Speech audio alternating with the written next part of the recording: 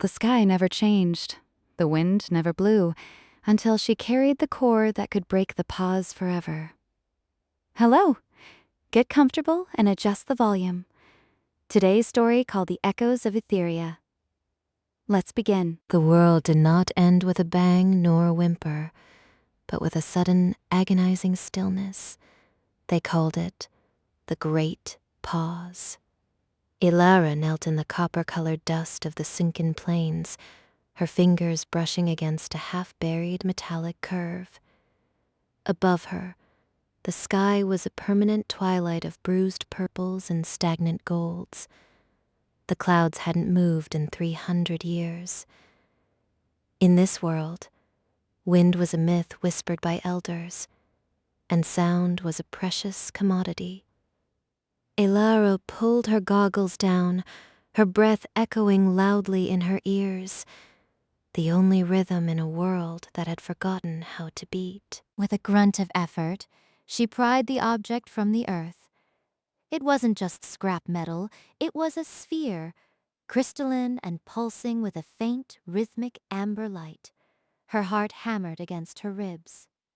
Rhythmic. It was the first thing she had ever seen that possessed a heartbeat. As her skin touched the cold glass, a hum vibrated through her bones, a low frequency that tasted like ozone and ancient electricity. This was an ether core, a relic from the age when the floating cities of Aetheria still danced among the stars. Elara lived in the crevice, a settlement built into the shadow of a rusted skyscraper that leaned like a dying giant. Her people were scavengers of silence, surviving on moisture pulled from static-charged moss. As she walked back, the amber sphere in her pack felt heavy, not with weight, but with importance. She passed the elders sitting on their porches, their eyes vacant, staring at the motionless horizon. They had accepted the stillness. But as the sphere hummed against her spine, Elara felt a spark of something they had long discarded. Defiance. In the privacy of her workshop, a shed filled with gears, wires, and broken dreams, Elara placed the sphere on a velvet cloth. She connected it to a makeshift diagnostic rig. "Talk to me," she whispered. The sphere's light flickered, and suddenly a holographic map projected into the dusty air. It showed a path leading through the forbidden tundra to the spire of Kronos. Legend said the spire was the anchor of the world, the place where the great engine once turned the gears of time and weather. The map wasn't just a drawing. It was a heartbeat, beckoning her. Leaving was not easy. In the crevice, leaving meant death, but staying meant a slow, silent fading into the dust. Elara packed her essentials: a filtration mask, a telescopic staff, and a mechanical bird named Pip that she had rebuilt from salvaged parts. Pip didn't fly. Nothing moved in the sky. But he could detect magnetic anomalies. As she crossed the perimeter of the settlement, she didn't look back. The silence of the plain swallowed her footsteps, but the amber sphere in her hand kept the tempo of her journey. 3 days into the forbidden tundra, the temperature dropped until the air felt like shards of glass in her lungs. The ground here was made of dead ice, water that had frozen so quickly during the pause that it trapped the ripples of a lake mid-wave.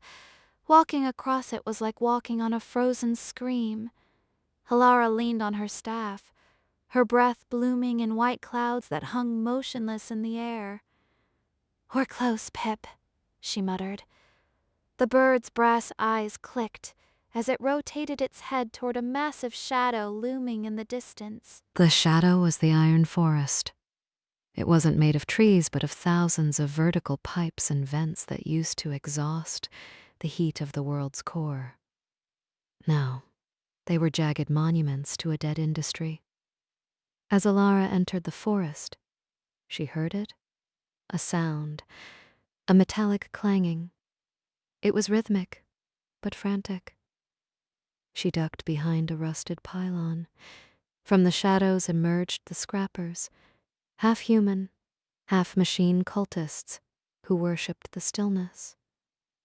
They were dismantling a giant piston, their movements jerky and ritualistic. The scrappers didn't see her, but Pip's internal gears chose that moment to jam, emitting a sharp, metallic screech. The cultists stopped. 20 heads, replaced by various lenses and sensors, turned toward her hiding spot. Elara didn't wait. She bolted. Her boots hammered against the hollow metal ground, the sound echoing like thunder in the absolute quiet. She could hear the heavy, hydraulic footsteps of the scrappers behind her. They didn't shout. They simply pursued, a silent, relentless tide of rust and malice. She found refuge in an old ventilation shaft. Sliding down the smooth interior, she plummeted into the dark, eventually landing in a soft pile of ancient insulation. Above, the scrappers paced, their sensors clicking, but they wouldn't follow her into the depths. They feared the deep places where the air still held a charge. Elara caught her breath, the amber sphere glowing brighter now, illuminating the cavern. She wasn't just in a hole, she was inside the plumbing of the world. Huge veins of copper ran along the walls, pulsing with a faint, dormant energy. The cavern led her to a bridge suspended over a void. Below, she could see the core mist, a swirling white vapor that represented the unspent potential of a world on standby. As she crossed, she looked up. The ceiling was a mosaic of stained glass depicting the history of Aetheria. It showed the city in the sky, the sun being harnessed by giant mirrors, and then the betrayal. A group of architects had tried to bottle time itself, hoping for immortality. Instead, they broke the spring. The world didn't die, it just stopped. Elara reached the spire of Kronos by dawn, or what passed for dawn. It was a needle of black obsidian that pierced the clouds. At its base stood a guardian, a massive automaton of brass and silver, its sword embedded in the ground. It had been standing guard for centuries, frozen in time like everything else. But as Elara approached with the ether core, the guardian's eyes flickered with a ghostly blue light. The ground began to tremble. The sphere wasn't just a map. It was a key to wake the sleeping giants. The guardian didn't attack. It knelt. Its voice was a grating sound of metal on metal, a language of pure mathematics. The carrier has returned. It vibrated. The massive doors of the spire groaned open, shedding layers of dust that fell like gray snow. Elara stepped inside, her heart racing. The interior was a hollow cylinder, filled with floating gears the size of houses. They were suspended in a magnetic field, waiting for the spark. Elara looked at the sphere. It was vibrating so hard now, it burned her palms. She began the climb. There were no stairs, only the floating gears. Using her staff, she jumped from one bronze tooth to another, climbing higher into the belly of the machine. The air grew thin and sweet, smelling of ozone and ancient dreams. Halfway up, she looked down. The world below was a painting of stillness. She thought of her settlement, of the elders who had forgotten how to hope. If she failed, this would be her tomb. If she succeeded, she might destroy the only world she had ever known to build something new. Near the top, she encountered the echoes. They were translucent figures, ghosts of the architects who had broken the world. They didn't speak with words, but with emotions. She felt their regret, a crushing weight of sorrow and the realization that their quest for eternity had created a prison. They swirled around her, trying to pull the sphere away. Not yet, Elara hissed, clutching the core to her chest. The world has slept long enough. It's time for a nightmare or a dream, anything but this silence. She reached the apex. In the center of the room was a cradle made of white gold, perfectly shaped to hold the ether core. But there was a catch. Beside the cradle was a ledger, and on it a warning. To start the heart, one must give a beat. The machine required a living rhythm to synchronize the gears. It didn't want fuel, it wanted a soul's resonance. Elara realized she had to stay. She had to become the conductor, linked to the machine, her own pulse governing the speed of the world. Pup, the mechanical bird landed on her shoulder and chirped a mournful note. Elara smiled, stroking his brass head. Go home, Pip. Tell them the wind is coming. She placed the ether core into the cradle. A blinding light erupted, turning the room into a white void. Elara felt a surge of energy shoot through her arms, into her chest. Her heart slowed, then synced. Thump, thump. The first gear, a mile wide, turned 1 inch. Thump, thump. The second gear followed. The sound was deafening. The sound of time waking up. Outside, the sky cracked.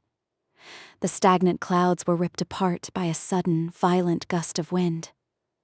In the crevice, the elders fell from their chairs as a breeze. Real, cold, living wind blew through the rusted skyscrapers. The copper dust rose in beautiful, swirling patterns. For the first time in 3 centuries, the sun began to move across the horizon. Shadows lengthened. The great pause was over.